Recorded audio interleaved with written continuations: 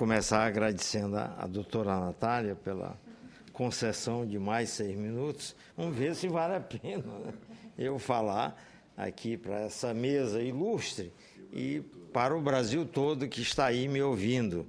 Então, eu queria dizer para vocês, antes de mais nada, que eu acho que a questão do financiamento, sinceramente, a meu ver, é o menor dos problemas que nós temos hoje nesse assunto de concessões. Então, significa que eu acho que tem outros problemas e é deles que eu espero tratar aqui. Muito bem.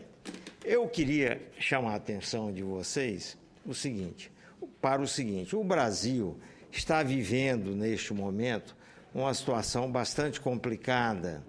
Essa situação complicada tem a ver com o fato de que nós estamos aí diante da perspectiva de a economia brasileira crescer bem menos do que se imaginava que seria possível crescer. E, em seguida, a gente vai ver como é que isso se liga na história da infraestrutura.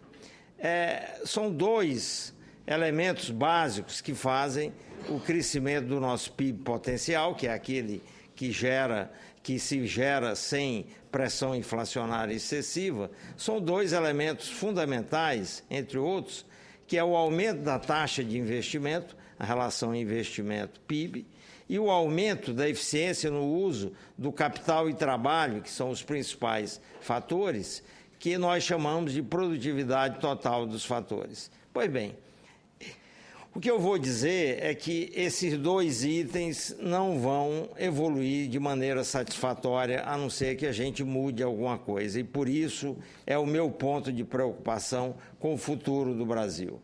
Antes de 2003, esse PIB potencial rodava ao redor de 2,7% ao ano, em média. Aí vieram as mudanças na passagem para o governo que se iniciou em 2003. Até 2008, ele foi subindo e chegou em 4,5% ao ano, que era um grande progresso. Só que de lá para cá, ele vem caindo e nós estamos aí rodando hoje ao redor de 3%, que não é muito diferente do que era antes. Esse eu acho que é o problema fundamental quando a gente olha para frente no Brasil a partir do momento atual. Queda do crescimento do PIB potencial e perda de dinamismo na economia brasileira a partir do esgotamento do processo de subida da taxa de investimento e também de queda da produtividade total dos fatores. Eu quero chamar a atenção particularmente para essa história de produtividade, porque o Brasil, infelizmente, não tem uma agenda de produtividade, uma agenda de aumentar a produtividade. As pessoas nem sequer sabem direito o que significa isso. O nome está ali, a explicação está ali. É a questão do aumento da eficiência no uso dos fatores de produção. Isso é muito importante. Então, se eu tenho dificuldade de subir a taxa de investimento, eu tenho de buscar o caminho do aumento da produtividade, que devia estar na linha de frente de toda a ação governamental brasileira e, infelizmente, não está. Pois bem, mostrando isso de uma forma bem concreta para os senhores, aqui em cima eu tenho a taxa de investimento, que é essa linha azul grossa, que subiu de 2003 até meados de 2012 e depois caiu ou está aqui rateando. É essa que eu falei que perdeu o fôlego que tinha antes. E esse fôlego era obtido porque esse investimento era financiado, que é essa linha vermelha, basicamente pelo ingresso de poupança externa. Perdeu-se o fôlego, chegou-se a um uso de financiamento externo que hoje é ao redor de 3% do PIB. Fala-se que esse limite já é complicado para ultrapassar, então, se nós vamos financiar investimento com poupança externa, nós estamos numa situação complicada de contar com isso. O outro item, que é a produtividade total dos fatores, isso aqui são taxas de crescimento, ela cresceu, chegou perto aqui de 2% ao ano e depois desabou. Aqui eu tenho 2007, 2008, ela vem desabando de lá para cá, ficou negativo. Isso quer dizer o quê? Que o PIB, o crescimento do PIB, ele tem os 2 componentes. Um pode ser positivo, que é o componente que vem do investimento, e o outro negativo reduz, e aí a gente tem um PIB menor. Pois bem, esses dois principais componentes nos trazem aqui a consequência, nessa estimativa que eu e parceiros fizemos num estudo recente, da taxa de crescimento potencial do Brasil, que, como eu disse, subiu até algo ao redor de 4% ao ano, depois desabou e está aqui em volta de 3% ao ano. Então, esse é um problema complicado que nós temos. Por que é complicado? Primeiro, que eu não posso mais aumentar muito a poupança externa, por razões que, se houver tempo, eu explico.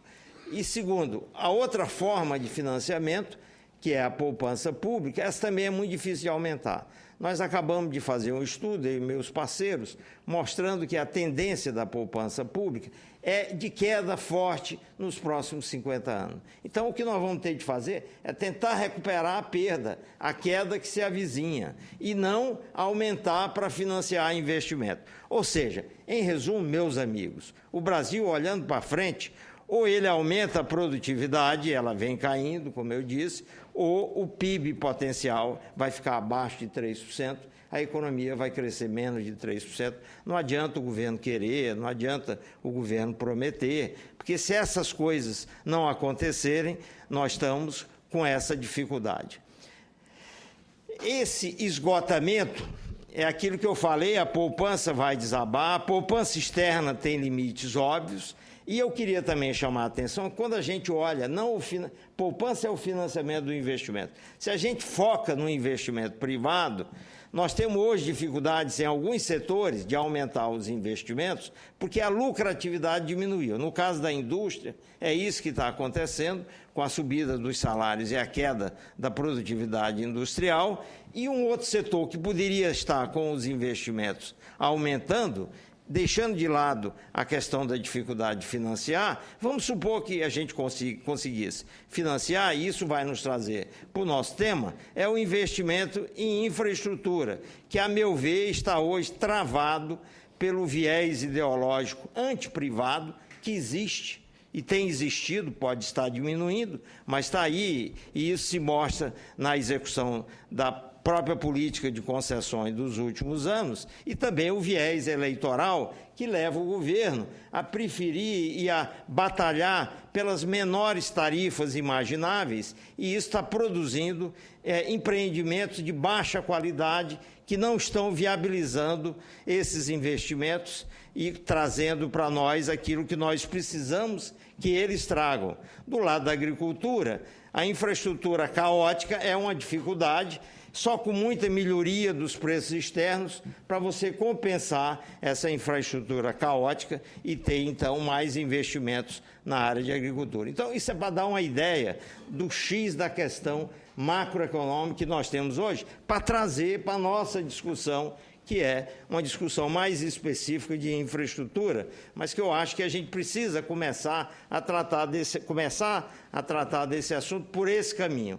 A saída, então, é aumentar a eficiência no uso do capital e trabalho, já que eu não consigo investir muito mais, ou seja, aumentar, crescer a produtividade total dos fatores para que o PIB possa crescer mais do que está aí pintando que ele vai crescer. Não adianta quem quer que prometa algo mais do que o que será possível fazer. Para entrar aqui, essa é a dificuldade, é aquilo que eu disse. Nós não temos uma agenda de produtividade. Vamos entender o que é que significa isso, esse aumento de eficiência, ainda que possa, às vezes, parecer simples, mas não é. Para isso, nós temos de melhorar nossas instituições, os mercados precisam se organizar melhor. Um item importante que foi enfatizado só recentemente pela academia na área econômica, é o papel importante que a infraestrutura tem para aumentar essa eficiência. Ou seja, eu fiz tudo isso para dizer o seguinte: a infraestrutura talvez seja o caminho, a expansão da infraestrutura, mas infraestrutura de qualidade seja o caminho mais rápido ou menos demorado para que a gente consiga vencer essa barreira da dificuldade de crescer. É claro, tem tecnologia e inovação, uma maior integração com a economia mundial, tudo isso produz aumento da eficiência e aumento daquela taxa que no Brasil está despencando, está até negativa. E vários outros fatores que não interessa entrar aqui no caso, porque o que eu quero é chamar a atenção para a importância da infraestrutura nessa discussão. Agora, deixa eu dizer para vocês uma coisa que vai nos preocupar. O Brasil está na rabeira do crescimento da produtividade no mundo. Então, não vai ser uma tarefa fácil, independentemente de onde venha, se é da infraestrutura ou de outro lugar. Quero mostrar um dado concreto, que é o seguinte: se a gente pegar o período 89-2008, são 20 anos, e comparar alguns países relevantes para essa comparação, e somarmos a taxa de crescimento da produtividade, que é o componente do crescimento do PIB decorrente de maior eficiência, se somarmos nesses anos todos, acumularmos, nós vamos ver que na soma, quer dizer, tudo que o Brasil cresceu no conjunto desse período foi principalmente por conta do aumento da taxa de investimento. A contribuição da produtividade foi zero, nada mais, nada menos que zero. Quer dizer, um ano era positivo, outro negativo, um positivo, outro negativo. Na hora que você somou, deu zero. Agora, pasmem, Coreia do Sul acumulou de contribuição da produtividade algo próximo de 60%. Índia, em torno de 30%, China, próximo de 50%, Estados Unidos, que já vinham cansados de aumentar a produtividade, acima de 10%. Isso quer dizer o quê? Que no crescimento desses países, acumulado nesses anos, a responsabilidade do aumento de eficiência para a taxa de crescimento foi dessa ordem de magnitude, enquanto que o Brasil é zero. Então, os negativos com os positivos se acumulam com contribuição nenhuma. Isto tem de mudar, senão o país não cresce. Bom, o que é que nós temos por trás desse baixo desempenho da produtividade do Brasil? Várias razões, mas eu quero chamar a atenção particularmente para que, seguramente, a sistemática deterioração da infraestrutura brasileira, nesses anos todos, desde quando os investimentos desabaram, tem um forte papel. Porque do mesmo jeito que a infraestrutura melhorar, aumenta a produtividade, ela piorar, ela torna a produtividade negativa, ela come produtividade. Então, isso significa que ela está por trás, é uma das explicações para esse quadro ruim, essa deterioração. Quer dizer, nós no Brasil, como decidimos, há não sei quantos anos, não botar dinheiro em infraestrutura, nós decidimos que o país ia crescer menos e ia crescer só pelo efeito do investimento. É uma decisão que se tomou e não é consciente, ninguém nunca discutiu isso, mas é a verdade. E para você ver, deixa eu chamar a atenção do que significa esse papel da infraestrutura na produtividade. É óbvio que é só você pensar assim, o que significa a infraestrutura se deteriorar. O peso do custo de transporte no valor das mercadorias aumenta muito. Se aumenta muito, ele passa a ser decisivo para você identificar e criar os negócios nos vários lugares de qualquer país. Na hora que isso passa a ser decisivo, significa que você pode estar produzindo com baixa eficiência um certo segmento e um certo setor que poderia ser muito mais eficiente e ele só não é eficiente porque ele está próximo do centro consumidor. Então, por conta da proximidade, você passa a ter empreendimentos ineficientes que comem possibilidades de crescimento da economia. É isso que acontece. E o contraste, gente, entre a infraestrutura de transporte do Brasil e a do resto do mundo é chocante, porque da mesma forma que isso aconteceu aqui, essa deterioração, em outros países melhorou e os outros países cresceram. Vocês já viram os dados daqueles países que eu mostrei. Mais recentemente, a mídia tem enfatizado essa situação de terra arrasada, mas ela não destaca, e ela precisa destacar, o link crucial entre infraestrutura e produtividade. Esse link é fundamental e não adianta só eu mostrar que a nossa estrutura é caos. Eu tenho de mostrar que, sendo ela caos, o crescimento da economia brasileira desaba e não acontece. Muito bem.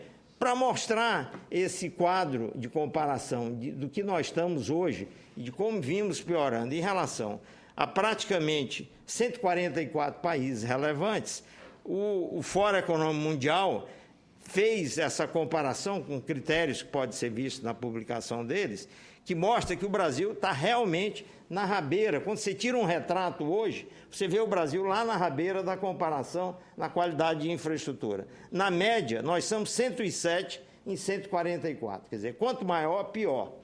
Portos, 135, estradas, 123, ferrovia, 100, transporte aéreo, 134. Enquanto isso, nós avançamos, ainda que nós tenhamos muitos problemas, eletricidade é 68 e linhas telefônicas fixas, que é o que estava lá no estudo, 55. Isso quer dizer o quê? Isso é para mostrar um retrato que, se tivesse sido tirado alguns anos atrás, certamente esses números estavam mais abaixo e isso nos mostraria como uma deterioração teria ocorrido.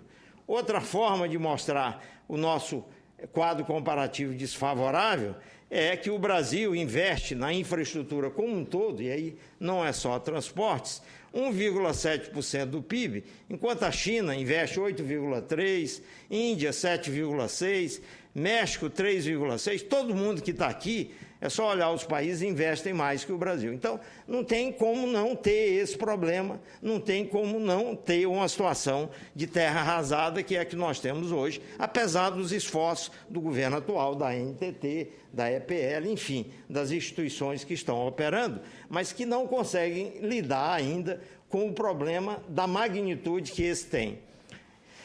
Para mostrar um pouco a sequência de matérias que estão mostrando a terra arrasada, isso é de ontem do Fantástico, rodovias em péssimo estado, atrasam o progresso do Brasil, isso é muito fácil, só pegar no site da Globo.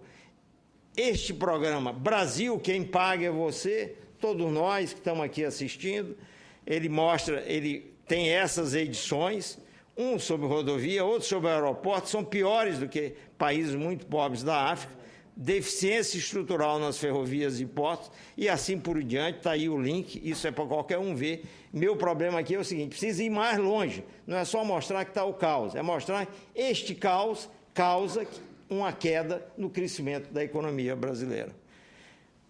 Isso se materializa sob a forma de frete, que é aumento do custo do transporte, que incide no preço, e depois aquilo que eu disse, passa a ser crucial para determinar a localização dos empreendimentos, na maioria das vezes, empreendimentos ineficientes que se tornam viáveis por conta do frete. Isso saiu de uma matéria do Fantástico de uns 2 meses atrás, só para mostrar como o frete de 2012 para 2013 aumentou de R$ 195 para 320. Isso é a evidência mais simples de como que você aumenta a ineficiência da economia. Aumenta o frete, muda a localização, você passa a produzir de forma ineficiente. É uma trava na decisão de investir com eficiência. No de ontem, no Fantástico, eu fotografei esse quadro, porque ele traz o dado de 2003 a 2011 do frete. Sai de $28 por tonelada para $85. Isso é a expressão de como cada ano a ineficiência vai aumentando. Pois bem, por trás disso, é óbvio que está a constatação de que o setor público não investe em transportes. Este gráfico mostra uma tênue recuperação que houve nos investimentos do Ministério do Transporte em percentagem do PIB, que começou aqui de quase zero em 2003 e chegou a 0,35% do PIB em 2010, mas agora já está 0,32%, 0,23%. Quer dizer, perdeu já o fôlego da recuperação. E isto aqui é 10 bilhões de reais contra 952 milhões, isto é nada em relação às nossas necessidades. Só para lembrar, nos anos 70 se investia 1,8% do PIB. 1,8% do PIB, de um PIB de 4 trilhões, como não é 4, é 4,400, eu estou falando aí de 80 bilhões de reais por ano. Era isso que se investia. Como que isso aqui vai fazer alguma diferença? Isso tem que mudar. Isso aqui é uma coisa que não adianta dizer que é um problema de 30 anos. Ele tem de começar a ser resolvido. E começar a ser resolvido, obviamente, começa por aqui.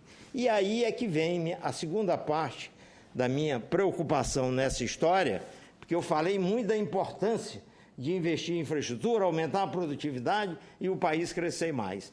Estou dizendo que o investimento público não acontece, é uma razão, e nem o governo deixa o privado preparado investir. O que é o privado preparado? É aquele que tem capacidade de fazer bons empreendimentos, empreendimentos de qualidade. Ele não deixa, então não acontece. Pois bem, nós vimos aqui, não sei se vimos aqui, ou porque eu estava num evento hoje de manhã e vi uma lista de todas as concessões. Nós tínhamos, na fase 1, ou melhor, na fase 2 das concessões rodoviárias, que foram de 2007 e 2008, 3,1 mil quilômetros que foram realizados durante a gestão Lula. Esse é o primeiro mandato. O governo fechou o cerco às concessionárias que assumiram, em 2008, a responsabilidade de ampliar e cuidar de 7 trechos. A partir de agora, a ordem do Ministério do Transporte é adotar a tolerância zero com os atrasos de obra nessas concessões. Pois bem, essas concessões estão todas com problemas. E aí o próprio governo agora, ao perceber isso, passados quantos anos? 2007 para o ano atual, para 2013, nós estamos falando aí de 6 anos, acorda e vê que nós não conseguimos melhorar. Isso é um outro ponto importante. Para ter o ganho de produtividade, as estradas precisam ampliar e melhorar, senão não tem o ganho. O frete continua alto do mesmo jeito. Não adianta nada. Não adianta anunciar o programa, nós temos muito anúncio, tem de ter realização de qualidade. E agora existe essa disposição de tolerância zero. Aí diz aqui as empresas contra as quais foi aberto esse processo. Eu não sei se aquele caso que o nosso ilustre palestrante lá da direita está aqui nessa. Tá. Essa. 116. Aquele casinho lá está aqui, mostra que o desempenho é ruim. Esses são concessionários despreparados, para fazer o contraste. Não adianta ter concessionário despreparado que consegue fechar um negócio e depois não entrega, e agora vem a história da tolerância zero. A mesma matéria, essa matéria agora de 27 de maio, o nosso ilustre ministro aqui tentando botar um pouco de ordem na casa, ele diz que rodovia com obra atrasada pode ser retomada. Gente, esse é que é o drama. Quando você faz uma concessão e faz a concessão de um jeito que há um risco alto de ela ficar ruim, e eu acho que muitas das concessões estão sendo feitas assim, o que acontece? O governo depois não consegue retomar. Não há um caso, posso estar enganado, não sei de nenhum caso que tenha sido retomado. Agora, nós estamos com a ameaça de retomar. Tenho minhas dúvidas se vai ser possível, porque o certo era retomar. Contratou e não fez direito, retoma. Pois bem, ele está aqui ameaçando, elas foram realizadas durante a gestão livre, são alvo de crítica da oposição, que acusa o governo, e não interessa para mim a parte política aqui dessa história. Estrada com taxa pequena de pedágio, e aí eu vou chamar a atenção para isso. Essa questão de se agarrar na modicidade tarifária excessiva, que é querer a menor tarifa imaginável, obviamente por razões políticas, é um atraso nesse processo e que é uma das razões pelas quais as concessões não andam. Por quê? Porque uma tarifa menor imaginável atrai o despreparado, porque o preparado não vai aceitar fazer um negócio que não tenha uma remuneração adequada. Tarifa menor imaginável é a mesma coisa de taxa de retorno menor imaginável. Enquanto continuar a insistir nisso, nós vamos ter concessões que não funcionam por uma razão que não tem nada a ver com aquilo que eu falei antes. O que eu falei antes é que nós precisamos, no Brasil, fazer urgentemente empreendimentos em infraestrutura de qualidade, que funcionem e que façam a produtividade aumentar. Então, a questão do custo vai ser determinado no leilão. E aqui, o que nós temos de fazer é procurar o melhor empreendimento possível que aumente a produtividade. Eu não posso misturar questões de querer, para agradar o público, fazer uma concessão de um valor muito baixo que depois não fique em pé. É isso que tem acontecido. Aqui, depois, há menos de 2 meses, adotou uma postura rígida e não descarta a possibilidade de tomar concessões de volta. Seria bom, apesar do tempo que já passou. caso as concessionárias não assumam novos compromissos. Outra coisa, ele diz que terá de usar dinheiro público para realizar obras extras nas concessões da década de 90 para não onerar os contratos. Gente, se não tem dinheiro para fazer, e eu já mostrei a queda, como é que vai usar dinheiro público para evitar um aumento do pedágio? Se tiver de aumentar o pedágio, aumenta o pedágio. O que nós precisamos é de obra que fique em pé e que aumente a produtividade da economia. No fundo, o que eu acho é que as autoridades deviam adotar tolerância zero consigo próprios nas próximas rodadas. Porque, senão, eu estou vendo as próximas rodadas, pelo que eu tenho ouvido, as próximas rodadas correm os mesmos riscos de não se tornarem empreendimentos de qualidade e ficarem em pé. Então, não faz sentido eu ter tolerância zero com as anteriores e daqui a alguns anos eu, de novo, estar enfrentando um problema de que as concessões não fiquem em pé pelos defeitos do processo que ainda não foram corrigidos. É quase um ano de discussão entre os dois lados da história para aumentar a taxa de retorno de referência dos projetos, não é a taxa alavancada, é a taxa do projeto, de 5,5% para 7,2%, e todo mundo sabe que essa taxa é insuficiente para motivar os empresários melhor preparados para pegar os empreendimentos. Ou então, nós vamos mesmo virar uma economia medíocre, que não cresce, que não tem eficiência e que não tem aumento de produtividade, e dá razão às revistas internacionais, como a Economist, que acaba de soltar esse artigo, chamando o Brasil de economia medíocre. Nós temos de tirar essa história e fazer o Brasil uma economia pujante, dinâmica, e que tem uma infraestrutura que nos dê orgulho e não nos envergonhe. Eu acabo de vir de uma viagem a 2 países subdesenvolvidos da Europa e fiquei impressionado com a qualidade da infraestrutura deles. Quer dizer, o Brasil é, nessa área, uma vergonha.